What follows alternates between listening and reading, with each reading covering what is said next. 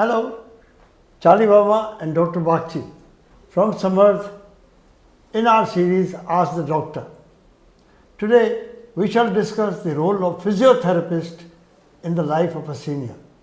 Doctor साहब, generally हम seniors हो जाते हैं पर हमें ये समझ नहीं आता कि फिजियोथेरेपिस्ट हमारे लिए क्या करेगा, इसके बारे में कुछ बता सकते हैं? हाँ, हमारे लिए सीनियर्स के लिए physiotherapy is a waste of money. हमारे ये थॉट है ये कि इससे वेस्ट ऑफ मनी है. कोई मेडिसिन नहीं है, कुछ नहीं है. कैसे ठीक हो जाएंगे आप? एक्सरसाइज बताएगा, वो तो हमने खुद करना है. हाँ, वो खुद करना है, हम भी जानते हैं. बट क्या होता है उसके अंडर में करने से क्या, आप बहुत एक्सरसाइज करोगे जिसमें you can damage your joints, you can damage your muscles. वो सब नहीं होता है. उससे बात करनी चाहिए, उसका एडवाइस लेना ही चाहिए. एज यू ग्रो ओल्ड आपका मसल स्ट्रेंथ कम हो जाता है, वॉल्यूम कम हो जाता है, सार्कोपीनिया जिसको बोलते हैं. तो मसल स्ट्रेंथ वो डेवलप करना पड़ता है. वो आपका फिजियोथेरेपिस्ट आके आपको बता के जाता है कि कौन सा एक्सरसाइज आप करोगे, क्या एक्सरसाइज का क्या लिमिट है उसका. कि अदरवाइज़ क्या होता है, आपको दिखा दिया, आप सोचो हाँ सीख नहीं गए. आप उसके सामने 2-4 दिन करो तो पता लगता है क्या रेंज है क्या. Otherwise you will damage your muscles. Age होने से, मसल वीकनेस आने से लॉस ऑफ बैलेंस हो जाता है. सो ही विल फाइंड आउट कि आपका कौन मसल का वीकनेस से आपका लॉस ऑफ बैलेंस हो गया.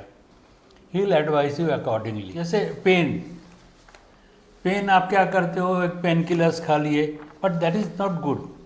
पेन किलर्स खा लिया, that is not good for kidney. तो कभी कभी जैसे knee pain is a very common problem. तो नी पेन आप दूसरी तरह से भी मैनेज कर सकते हो. जैसे नी के लॉन्ग मसल्स जो नी को होल्ड करता है, उस मसल्स को अगर स्ट्रेंथन करोगे तो आपका नी का पेन भी कम हो जाएगा. So this fellow will tell you, physiotherapist will tell you कि कैसे स्ट्रेंथन करोगे पर्टिकुलर मसल्स को.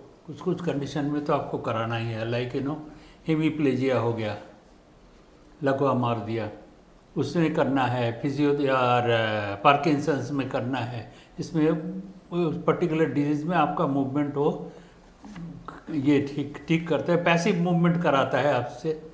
तो उसमें धीरे धीरे आपका फ्लेक्सिबिलिटी भी बढ़ता है, आपका यूटिलिटी भी बढ़ता है. Moreover some disease like COPD.